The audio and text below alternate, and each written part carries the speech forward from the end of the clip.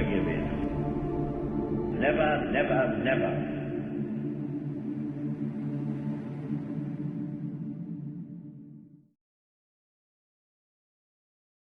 My mother and grandmother, a widowed woman, had been living in London.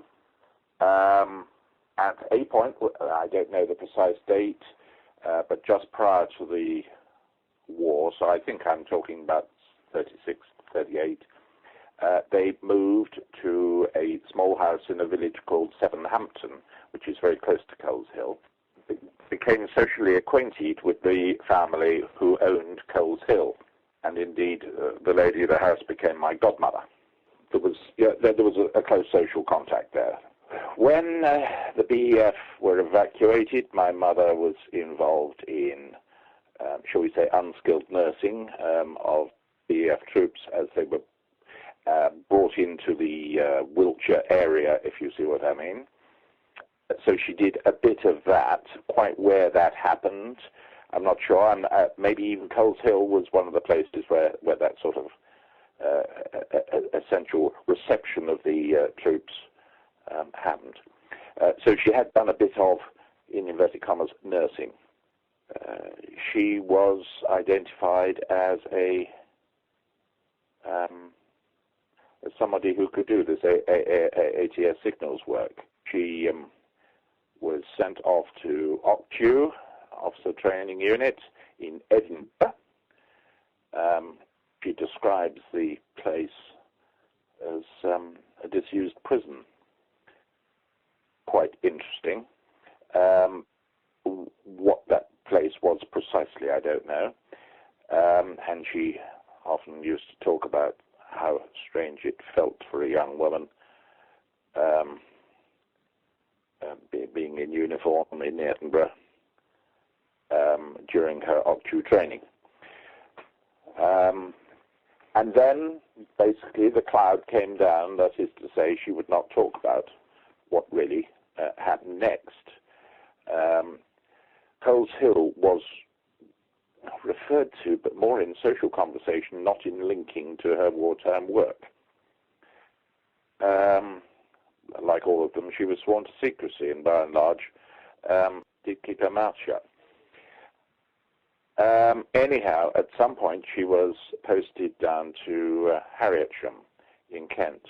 There was a military formation headquarters in Harrietsham House. I think it was a brigade HQ or something of that kind, which nominally she was a member of the mess there. She was billeted in a house about a mile away from that, house that I have known since.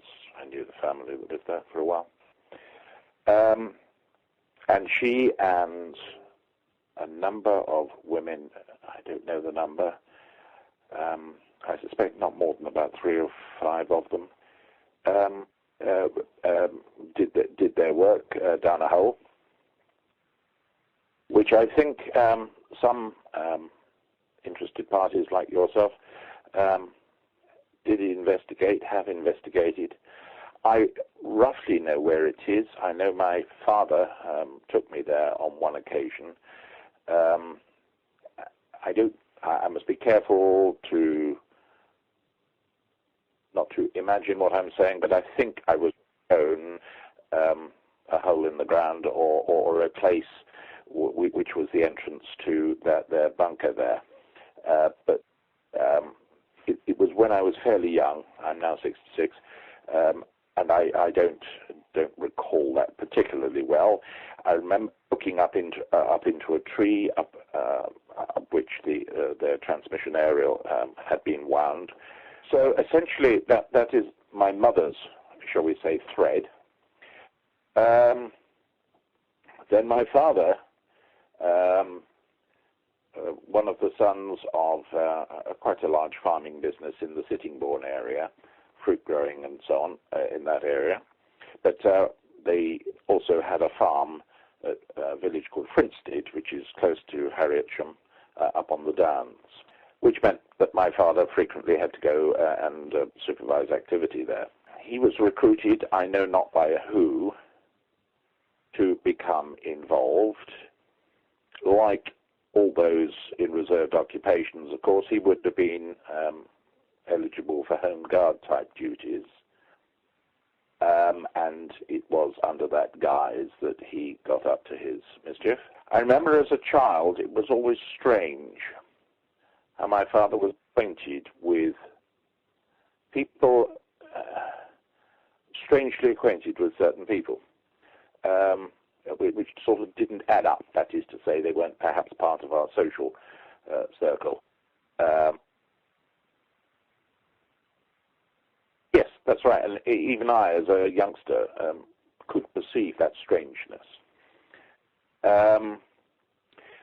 In addition, there were two farming brothers called Montgomery, Bob and John, who farmed over near Birchington, which is some distance from Sittingbourne. Perhaps I hadn't got Sittingbourne in there. My father grew up and farmed.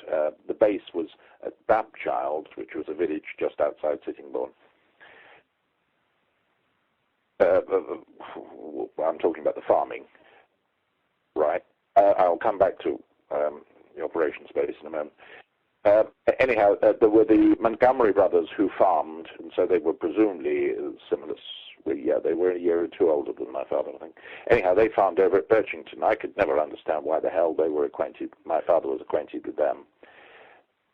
But it emerged late on that they had been his equivalent over in that part of the world. I have similarly worked out in my own mind that a road transport, agricultural transport business run by a man called Alan Firmin, the firm still exists, I saw one of their trucks the other day, Firmin, F-I-R-M-I-N. I strongly suspect that Alan Firmin was also doing the same sort of thing, because that's why would my father have known him. Firmin was based sort of down near Headcorn, or that part that's sort of quite far south. Well, sort of south of the A20. So, but that's only a suspicion. He, I know, used to have some sort of cache of their materials, whether explosives or whatever, were held at Woodstock Farm near Sittingbourne. On that site,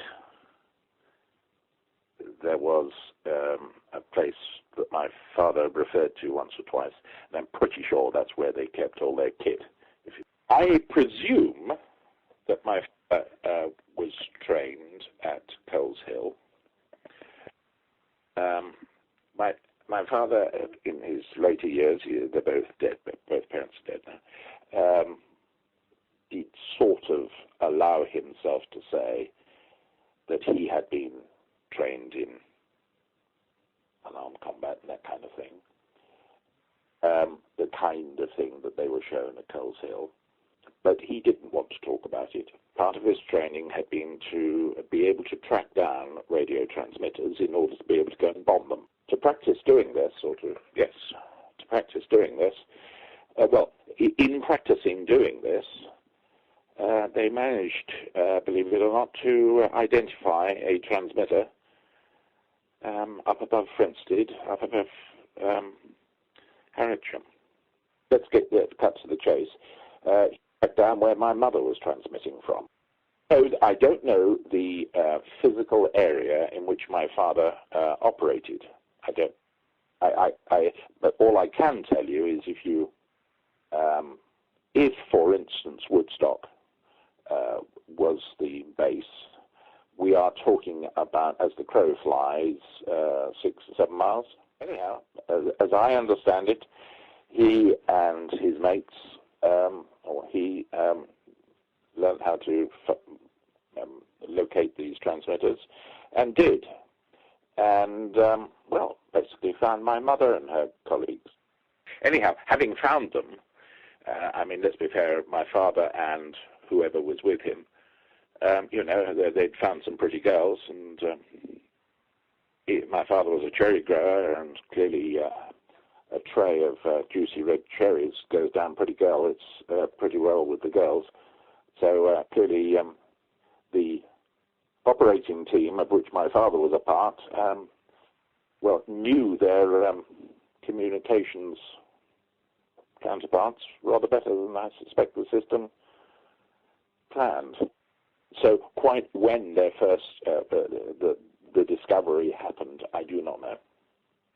Doris Plevel-Bouverie was a mucker of my mother's. I don't know whether they got to know each other when my mother and grandmother moved to Sevenhampton, or whether they knew each other before. My mother,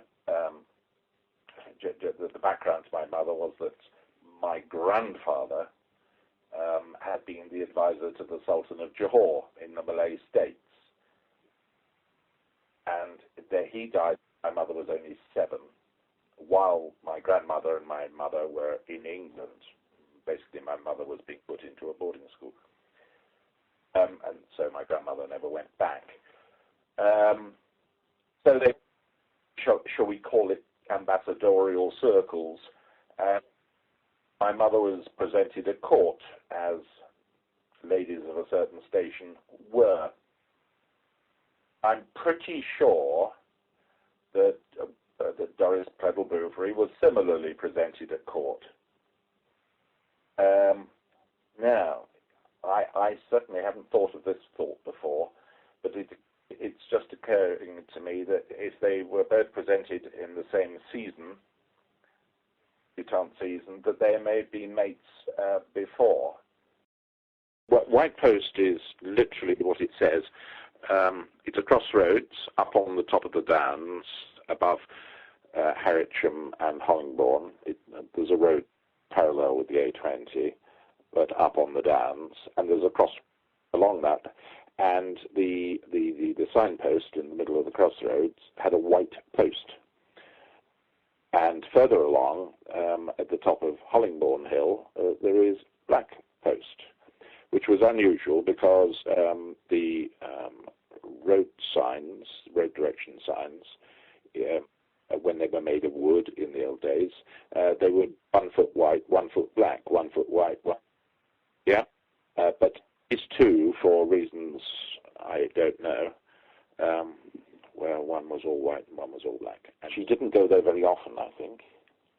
That was the impression I had. She lived in a house that was very close to White Post, and used to have a bike and go along the road to, and then their hole in the ground was about 100 yards off a road.